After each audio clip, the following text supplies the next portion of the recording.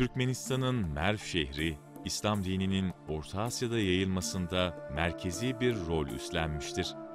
Peygamber Efendimizin vefatından sonra onun yolunda yürüyen sahabe efendilerimizin bir kısmı Merv'e gelmiş ve bu coğrafyada İslam dininin fidanlarını dikmişler.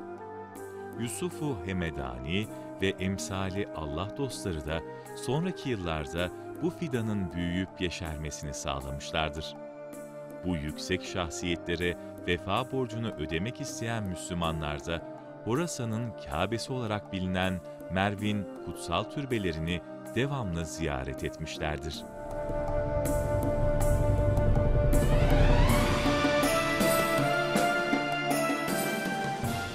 Sultan Kalesi'nin güney eteklerinde çok eski zamanlardan beri bilinen sahabe kabirlerinin mimari kompleksi yer alır. Biri diğerinin hemen karşısındaki kubbelerle örtülü küçük türbeler Timurlular tarafından yaptırılmış. 20. yüzyılın başlarında Gül Cemal Hatun tarafından yeniden inşa edilmiştir. Türbelerin birinde Hakem el-Gıfari, diğerinde Büreyde el-Eslemi'nin kabri bulunmaktadır. Hakem el-Gıfari, Peygamber Efendimizin vefatına kadar onun sohbetinde bulunmuş ve daha sonra Basra'ya yerleşmiştir. Müslümanlar arasında çıkan fitnelere karışmamış, Muaviye döneminde Hicri 45, miladi 665 yılında Horasan'a bölge valisi olarak gönderilmiştir. Vefatına kadar birçok fetih gerçekleştiren Hakem, önce Herat'a, daha sonra Horasan vilayetinin merkezi olan Merv şehrine girmiştir. Ceyhun Nehri'nin ötesine kadar fetihler gerçekleştiren Hakem el-Gıfari, Merv'de Hicri 50, miladi 670 yılında vefat etmiştir.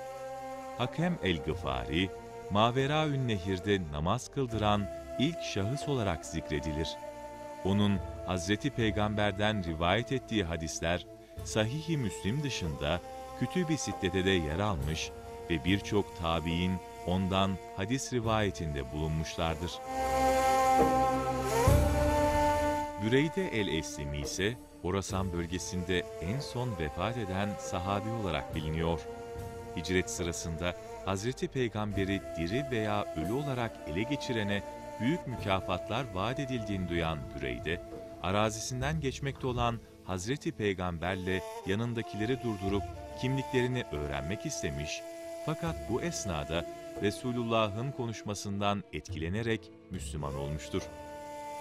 Hazreti Osman zamanında Horasan'ın fethine katılan Büreyde el-Eslemi, miladi 681, Hicri 82 yılında 63 yaşında vefat etmiştir.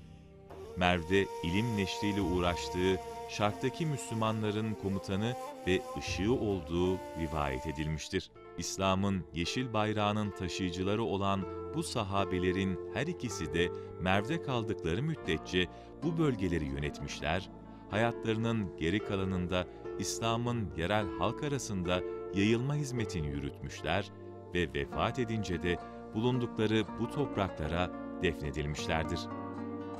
Sahabelerin bulundukları türbeler dikdörtgen şekilde olup boyutları birbirinden farklıdır. Türbe içerisinde merkezde sahabilerin kabirleri bulunur. Mezar taşlarının üzerinde mermer zemine süslü kazıma ve yontma tekniğiyle yazılan hat sanatının eşsiz örnekleri işlenmiştir. 90'lı yıllarda bilim adamları tarafından okunan ve tercüme edilen mezar taşı üzerindeki yazılarda sahabeler hakkında bilgiler yanında dini içeriklere de yer verilmiştir. Türbelerin üzerine yüksek eyvanların yapılma zamanı ve mezar taşının yerleştirilmesi 15. yüzyılın başlarına, yani Timurlular dönemine aittir. Timurluların 4. oğlu Şahruk'un güçlü iktidarı ile imparatorluğun bir parçası olan şehirlerde restorasyon çalışmalarına hız verilmiştir. Pişmiş tuğlalardan ev inşa yöntemiyle yapılan her iki eyvan görünüş olarak aynıdır. Her eyvan 5 metre genişliğinde ve 10 metre uzunluğunda olup aralarındaki mesafe yaklaşık 3 metredir. Başlangıçta bu binaların iç ve dış duvarları düz mavi renkli çinilerle süslenmiştir. Bu süslemeler ustalıkla ayarlanmış yazıtları içerir. Timurluların mimari sanatının özelliği olan bu yazıtlarda kutsal cümleler yer alır. Günümüzde tuğla süsleme parçaları sadece eyvanlar içinde korunmaktadır.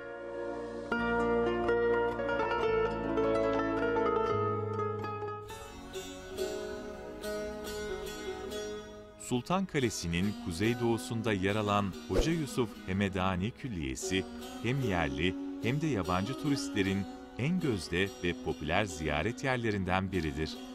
12. yüzyılda yaşamış olan büyük alim Hoca Yusuf Hemedani'nin türbesi külliyenin orta kısmında yer alır.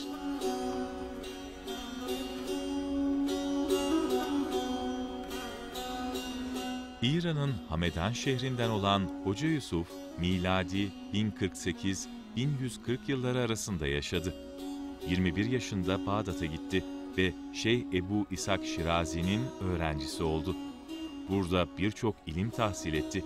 Özellikle İslam fıkhında ilerledi. 1120 yılında Bağdat'ta Nizamiye Medresesi'nde vaazlar verdi. Sonra Merv'e geldi ve çalışmalarına burada devam etti. Rutbetül Hayyat isimli eseri kaleme aldı. Tüm hayatını İslam'a adadı. Merv'de bulunduğu süre içinde insanları ilmi yönden yetiştirmek için eşi benzeri olmayan bir külliye inşa etti. Onun tekkesi Horasan'ın Kâbesi olarak kabul edildi. 19. yüzyılın sonlarında Merv'e gelen ve burada gördüklerini kayıt altına alan yabancı seyyahlar, Hoca Yusuf Hemedani'nin külliyesini susuz bir çölün ortasında yer alan yemyeşil bir vaha alanına benzetmişlerdir. Meşet'ten Buhari'ye giden kervanlarda çoğu zaman bu külliyenin misafirhanelerinde dervişler tarafından ağırlanmışlardır. Hoca Yusuf Hemedani, yaşadığı dönemde halkın ve alimlerin olduğu kadar hükümdarların da saygı ve sevgisini kazandı. Selçuklu Devleti'nde açılışlar onun duasıyla yapıldı. Seferlere onun duasıyla çıkıldı. Sultan Sencer tarafından sık sık saraya davet edildi. Kendisine yüksek mevkiler teklif edildi ancak o itibar etmedi. Halkı irşat hizmetlerini daha üstün bir vazife olarak gördü. Böylece birçok kişinin İslam'la şereflenmesine vesile oldu. Onun yetiştirdiği en tanınmış öğrencileri Hoca Ahmet Yesevi, Abdülhalik Goçdovani, Hoca Abdullah Baraki, Hoca Abdülhasan Andaki'dir. 38 defa hac vazifesini ifa eden Yusuf-u Hemedani, 1140 yılında Herat'tan Merv'e doğru hareket eden yolda vefat etti. Kendisinin vasiyeti üzerine cenazesi müridi İbnül Neccar tarafından Merv'e getirildi ve defnedildi. Türbesi 12. yüzyılda dört tarafı kemerlerle çevrelenmiş vaziyette açık olarak inşa edilmiştir. Yapının kuzeyindeki korunmuş minare geometrik şekilli tuğla parçalarıyla süslenmiştir. Mezarlığın özgün yapısı günümüze ulaşamamıştır. Türbenin kuzeyindeki minare 1990'lı yıllarda aslına uygun olarak yeniden inşa edilmiştir.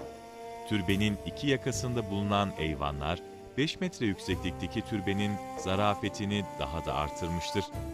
Timurlular dönemine ait olan bu eyvanlar 15 metre yüksekliğinde, 5 metre genişliğinde ve 22 metre uzunluğunda inşa edilmiştir. Ana eyvanın her iki yanından üst kata çıkılmaktadır. Üst katta yer alan odaların kubbeleri çağdaş bir üslupla çevrelenmiştir.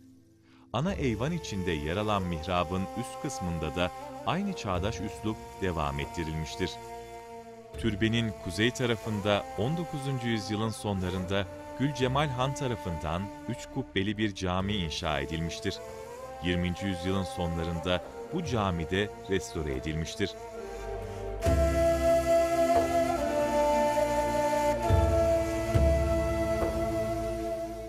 Bağımsızlığını kazandığı yıllardan sonra Türkmenistan tarafından sahabe türbeleri ve Hoca Yusuf Hemedani'nin külliyesine özel önem verilmiş ve Türkmen Devleti tarafından külliyeye yeni tesisler eklenmiştir. Geçtiğimiz yıllarda Türkmenistan hükümeti ile Türkiye arasında imzalanan protokol gereğince sahabe türbelerinin restorasyonu da TİKA tarafından yapılmıştır. Türk İslam dünyasının ve Türkmenlerin gözbebeği olan Merv'in manevi sultanları, çağları aşan bilgelikleriyle kalpleri nurlandırmaya ve gönülleri aydınlatmaya devam edecektir.